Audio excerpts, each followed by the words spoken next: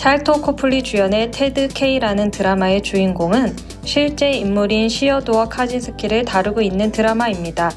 일명 유나 바머라고 불리우는 테드 카진스키는 왜 천재라는 소리를 듣는 유망한 학자에서 테러리스트가 되었을까요?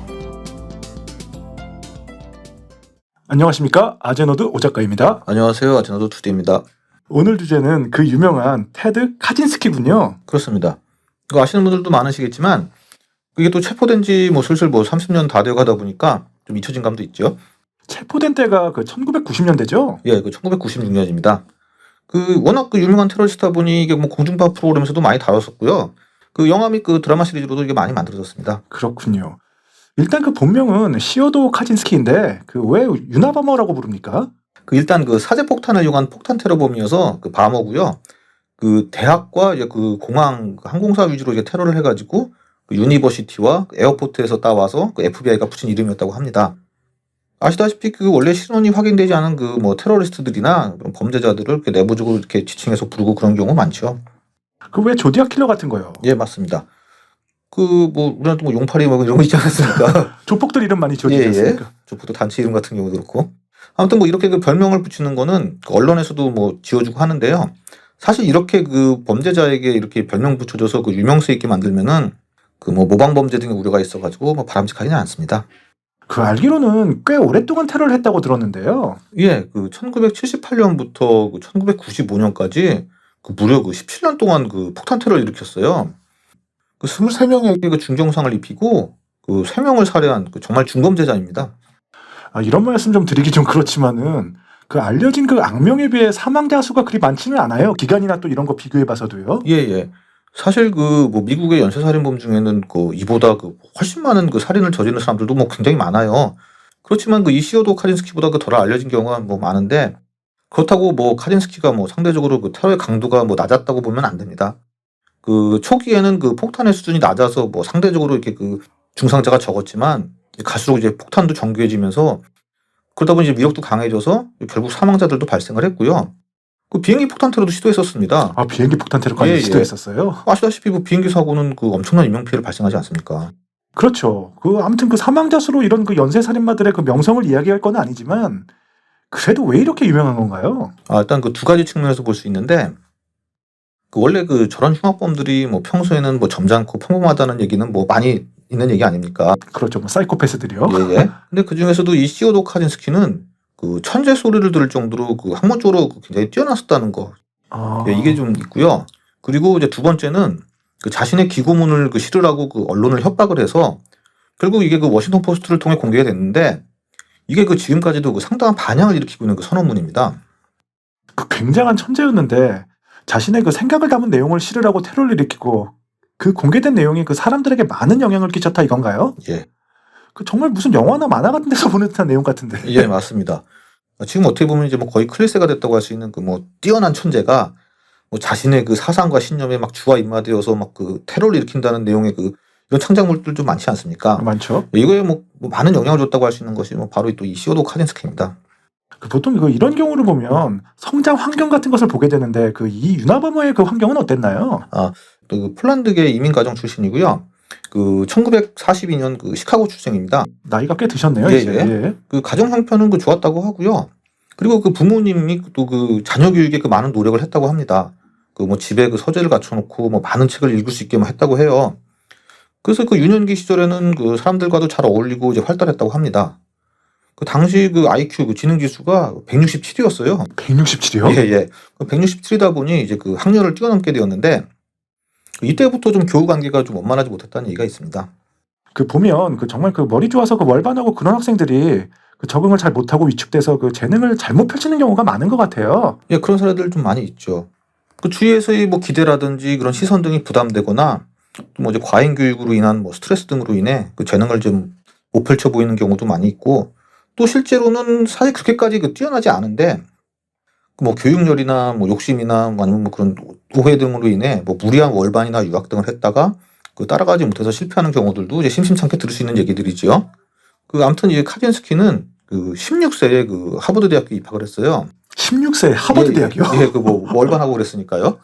그리고 이제 수학을 전공을 했고요. 이후 미시건 대학교에서는 이제 박사학위를 땄습니다. 그 당시 그 주변 지도 교수들도 그 굉장히 그 카진스키를 높게 평가했다고 하고요. 그 능력대로 그 1967년에는 24살의 나이로 그 UC 버클리 개교 이래 그 최연소로 그 조교수가 되었어요. 최연수 조교수라 대단하네요. 천재 맞는 것 같은데요. 네, 그렇습니다. 다만 그 본인은 그 대학원 생활에는 이제 크게 만족을 못했다고 해요. 또한 그 UC 버클리에서의 그 교수 활동은 그 평가가 안 좋습니다. 그 교수 생활이 마음에 안 들었는지 별로 열의를 보이지 않았고 결국 그 2년 만에 그 사직서를 냈어요. 그래서 당시에 그 학과장이라든지 뭐 부총장이라든지 이런 주위 사람들이 이제 만류했다고 했지만 그 다 뿌리치고 그 가족들과 같이 살면서 그 동생 그 데이비 카진스키라고 있습니다. 그 사람도 좀 머리가 좋은 사람인데 그 동생 데이비 카진스키가 이제 관리자로 일하는 그 공장에 취직을 해서 거기서 일을 했습니다. 아니 그 왜 갑자기 가족들에게로 돌아간 겁니까? 글쎄요, 그 저도 잘 모르겠지만 하여튼 근데 여기서 그 한 여직원을 짝사랑을 했는데 이제 아무래도 좀 사람 관계는 좀 원만치 않다 보니까 이런 쪽은 좀 약해졌나 봐요. 그래서 이제 그 고백을 했다가 차였다고 합니다. 이게 큰 것 같은데요. 그럴 수도 있어요. 예. 그래서 이때 충격이 컸는지 회사 막 그 여기저기에다가 그 해당 여직원에 관한 안 좋은 내용들을 막 낙서를 막 하고 다녔다고 해요. 그 결국 이러고 다니니 그 동생 그 데이비 카진스키가 보다 못해서 그 형 시어도 카진스키를 이제 해고를 합니다. 야, 그래서 이제 이후에는 그 산속에 혼자 이제 오두막을 짓고는 그 문명과 이제 거리가 있는 생활을 했어요. 그 수도, 전기 이런 것도 들어오지 않는 아주 작은 오두막에서 그 말 그대로 이제 그 나는 자연인이다 이 생활을 했는데 그러는 와중에서도 그 틈만 나는 대로 이제 그 근처의 도서관에서 이제 뭐 많은 책을 읽었다고 합니다. 그 무슨 그 입산수도 하는 뭐 그런 것 같기도 한데요. 예. 그 유명한 그 철학자 비트겐슈타인 있지 않습니까? 네. 그 비트겐슈타인도 한때는 그 산속에 오두막 지어놓고 뭐 몇 년간 그 자연인 생활하는 것도 뭐 유명한 일합니다. 그러면 맞네요. 예, 예. 아무튼 여기서 그 후에 그 자신의 선언문에 영향을 주게 되는 그 여러 학자들의 저서들을 그 많이 읽은 것 같습니다. 그러면서 이제 여기서 자신의 정치적 신념을 갖게 됐다고 할 수 있죠. 그렇게 이제 몇 년을 지내다가 1978년부터 그 본인 스스로 독학해서 만든 그 사제폭탄으로 그 뭐 교수라든지 그런 뭐 박사 등의 그 지식인들이나 그 항공사에 그 폭탄을 실은 우편물들을 이제 보내기 시작한 거예요. 사제폭탄을 혼자 만든 것도 대단하긴 한데. 예, 예. 아니 그 왜 멀쩡한 것 같은 사람이 저렇게 됩니까? 그 카진스키가 그 대학 시절에 그 헨리 머레이라는 그 하버드 심리학자 교수가 그 주도하는 실험에 참가한 적이 있었어요. 근데 이 헨리 머레이가 그 악명 높은 그 미국 CIA의 그 불법 세뇌 실험인 그 MK 울트라에 관여된 사람이에요. MK 울트라요? 아니 그건 또 뭡니까? 불법 세뇌 실험이요? CIA가요? 예. 그러니까 이게 그 한동안 그냥 그 전설로만 놔둘던 내용이었는데 1990년대에 이게 사실로 드러나가지고 그 당시 그 빌 클린턴 대통령이 직접 사과했던 그 미국의 흑역사예요. 그 이거는 이것만으로도 내용이고 엄청나니까 여기서는 여기까지만 얘기하도록 하고요. 아무튼 그 실험이 이제 영향을 끼친 거 아니냐라는 얘기도 많았어요. 그러다 보니까 추후 그 체포된 후에 그 재판을 받게 됐을 때 이제 카진스키 측 변호사는 이 실험 때문에 이 카진스키의 그 정신 상태가 안 좋아진 거다 이런 식으로 이제 변호를 했는데 정작 카진스키 본인이 그 실험은 나에게 아무런 영향을 끼친 것이 없다고 일축을 했습니다. 양심적이네요. 그럴 수도 있고 그 자신의 신념이 틀리지 않았다고 주장을 하기 위해서 그렇게 얘기한 것으로 보입니다. 그 하여간 그 1978년부터 그 1995년까지 그 총 16번의 그 폭탄 테러로 인해서 그 사상자가 막 발생을 했고요. 이 중 다행히 뭐 2번은 그 폭탄을 해제해서 터지지 않았습니다. 다행이네요. 예, 예. 그리고 이제 1979년에는 그 아메리칸 에어라인의 그 보잉 727개도 테러를 했는데 다행히 이때는 그 큰 폭발이 아니어가지고 그 인명 피해는 없이 12명의 승객만 그 폭탄에 의한 그 연기 흡입에 관한 그 치료만 받았습니다. 그 폭탄 테러를 한 횟수에 비해서는 그나마 사상자가 많이 안 나온 게 정말 다행이긴 하네요. 그렇습니다. 그 저 때가 그 세 번째 테러 시도였거든요. 그 보잉 727 말씀이시죠? 예, 예. 이때 그 특정 고도에서 터지도록 그 고도계까지 만들어 달았다고 합니다. 아 대단하네요. 예. 그 후 그 또 이제 그 유나이티드 에어라인의 그 사장인 그 퍼시 우드에게도 이제 폭발물을 보내서 이제 화상을 입게 했고요. 그 첫 사망자는 그 테러 시작 7년 만인 그 1985년에 그 컴퓨터 가게 주인인 그 휴 스크러튼이라는 사람이 이제 첫 번째 그 사망자가 됐습니다. 이후 그 1987년부터 그 1993년까지는 또 이제 테러가 없다가 그 1993년부터 다시 그 4건의 테러를 또 자행을 합니다. 이때는 그 컴퓨터 관련 종사자들도 그 타겟으로 삼았고요. 이 과정에서 또 이제 2명의 사망자가 더 발생을 합니다. 이러다 보니 그 현상금도 이제 그 100만 달러까지 올라갔었어요. 꽤 오랜 기간 동안 테러를 저지른 것 같은데 경찰이나 그 FBI는 뭐 하고 있었습니까? 아, 이게 그 프로파일링 쪽에서도 좀 흑역사를 할 수 있는데 이 당시 프로파일러들은 그 한 90 정도의 IQ에 저항력이며 그 폭발물을 만들 수 있는 직종의 그 블루칼라 종사자였을 것이라고 추측을 했는데, 완전 잘못 짚었군요. 그렇죠. 이 카진스키는 고학력에 고지능 지수에 독학으로 폭발물을 만든 거였으니 완전 다 빗나간 거였지요. 또한 직장의 원한을 품고 이런 짓을 했을 거라 예측했지만 카진스키는 본인의 사상과 신념에 따라 저런 범죄를 저지른 거죠. 보통 영화나 미드 보면 그 프로파일러들 대단하게 나오던데 저렇게 다 틀렸단 말입니까? 아, 예.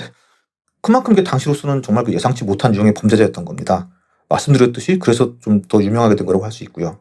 그럼 결국 어떻게 잡은 건가요? 그 전술했듯이 그 마지막 테러 후에 그 뉴욕타임즈에다가 이제 그 자신이 쓴 선언문을 보내면서 그 뉴욕타임즈나 그 워싱턴 포스트 같은 이런 좀 대형 신문에 그 내 기고문을 실지 않으면은 계속 테러를 할 거라고 이제 협박을 했어요. 이 당시 이게 그 굉장한 딜레마였습니다. 왜냐하면은 그 테러와의 타협은 있을 수 없다는 의견들과 또 FBI 내부에서도 자신들의 수사 능력이 이제 부심받게 되는 일이니까 그 내부적인 반대 여론도 굉장히 많았다고 해요. 근데 이제 FBI 수뇌부 측에서는 이걸 공개함으로써 조금이라도 이제 범인을 특정할 수 있는 계기가 될 수도 있고 또 이제 사람들에게도 그 테러에 대한 경각심을 더 불러일으키게 되는 계기가 될 수 있다고 보고 그 카진스키 주문을 들어줄 것을 추천했다고 합니다. 신문에 그 선언문을 실으란 말씀이시죠, 그러니까? 그렇죠. 그래서 결국 그 워싱턴 포스트를 통해 저 선언문이 이제 공개가 됩니다. 근데 이제 이게 발목을 잡았는데 그 앞에서 언급했던 그 동생 있지 않습니까? 네. 그 데이비 카진스키. 이 동생이 이 공개된 선언문을 보고는 자신의 형이 1978년부터 이제 왕래가 없는데 이 선언문이 자신의 형의 문체와 비슷하다고 이제 FBI에 신고를 합니다. 아, 그래서 이제 이후 FBI는 카진스키를 이제 유력한 용의자로 지목을 하고 그 2달 동안 수사를 한 끝에 그 결정적인 증거들인 그 선언문의 원본과 그 4,000페이지 가량의 원고 그리고 이제 그 사제 폭발물들이 있는 그의 오두막 거처를 급습을 해서 결국 그 1996년 4월 3일 그 몬태나주 링컨에서 이제 카진스키를 체포를 합니다. 결국 그 가족 제보에 의해 잡혔군요. 예. 그 FBI가 그 선언문 공개를 주장한 게 효과를 본 셈이네요. 네, 그렇다고도 할 수 있습니다. 그 당시 그 FBI가 내걸었던 그 현상금 100만 달러는 그 신고했던 이 동생이 받게 되었는데 그 동생은 이제 그 금액을 거의 다 그 유족들에게 나눠주면서 그 사형만은 안 받게 해달라고 이제 선처를 부탁했다고 합니다. 결국 그 1998년에 그 무기징역을 선고받고 현재까지도 복역 중에 있습니다. 잡혀서 그 다행이긴 합니다만 왜 그랬다는 겁니까? 그러니까 카진스키는 그 많은 책을 읽고 그 본인의 그 경험과 그 신념을 바탕으로 내린 결론은 기술 발전은 결국 인간성을 훼손하고 사회를 망가뜨리게 될 거라는 겁니다. 기술 발전에 대해 부정적인 시각이었군요. 그렇죠. 그러니까 인간은 테크놀로지, 즉 그 기술에 종속되게 될 것이고 그렇기 때문에 그렇게 되기 전에 혁명을 일으켜야 한다는 그 자신의 신념을 알리기 위해 이런 행동을 했다는 것인데 그 신념을 바로 그 앞에서 말씀드렸던 선언문 산업사회와 그 미래 그 선언문을 통해 주장을 하는 겁니다. 산업사회와 그 미래. 그게 선언문 제목인가요? 예. 내용은 어떤 겁니까? 일단 이 선언문은 그 약 35,000 단어 정도로 구성이 되어 있습니다. 이게 총 그 232개의 문단으로 구성되어 있고 각 문단에는 이게 또 번호가 붙어 있어가지고 그 내용 중에는 이제 뭐 특정 문단, 뭐 60번 뭐 문단을 참조하라는 식으로 뭐 이런 식으로 구성이 되어 있고요. 그 외에 그 36개의 각주가 있고 이 뭐 논문이나 정식 서적은 아니기 때문에 참고 문헌은 따로 기재되어 있지는 않습니다. 책으로 치면 약 한 100페이지 정도 되나요? 예, 한 120에서 한 140페이지 정도쯤 될 것 같고요. 그리고 그 일련의 테러들과 그 이 선언문의 집필은 그 카진스키 혼자 단독으로 행한 것이지만 이 선언문에서의 그 화자는 내가 아니라 우리라고 칭하고 있습니다. 그거 혹시 저 혼자가 아닌 그 조직단체처럼 보이고 싶어서 그런 거 아닌가요? 예, 뭐 그런 의도도 있겠고 뭐 수사에 혼선을 주려는 의도도 있을 수 있겠죠. 아무튼 뭐 보는 관점에 따라 이 책은 좀 다르게 볼 수도 있겠지만 그 제가 보기에는 크게 한 3가지 구성으로 되어 있다고 이제 볼 수 있는데 3가지 구성이요? 예. 그러니까 하나는 그 이제 현대 사회의 문제점들을 이야기를 해요. 그리고 다른 하나는 이 현대 산업 기술 사회가 앞으로 어떻게 되어갈지에 대해서 얘기를 하고요. 나머지 하나는 그래서 인류는 앞으로 어떻게 해야 할지를 이렇게 얘기한다. 이렇게 3가지 내용이라고 볼 수 있습니다.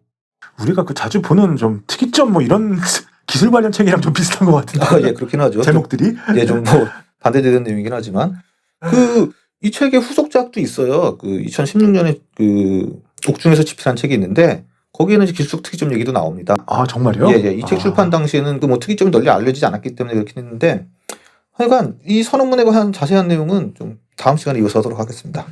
네, 알겠습니다. 잘 들었습니다. 오늘은 그 유나바머라는 이름으로 더 알려진 테러리스트이자 그 연쇄살인범인 시어도 카진스키에 대해서 한번 알아봤습니다. 이어지는 내용도 기대해 주시고요. 좋아요와 구독 좀 많이 부탁드리겠습니다. 저희는 다음 시간에 2부로 찾아뵙겠습니다. 지금까지 아제너드였습니다. 감사합니다. 감사합니다. 자, 영상 유익하게 감상하셨는지요? 다음 시간에 더 재미있고 유익한 영상으로 찾아뵐 것을 약속드리며 좋아요와 구독 부탁드리겠습니다. 지금까지 아제너드였습니다. 편안한 일상 되세요.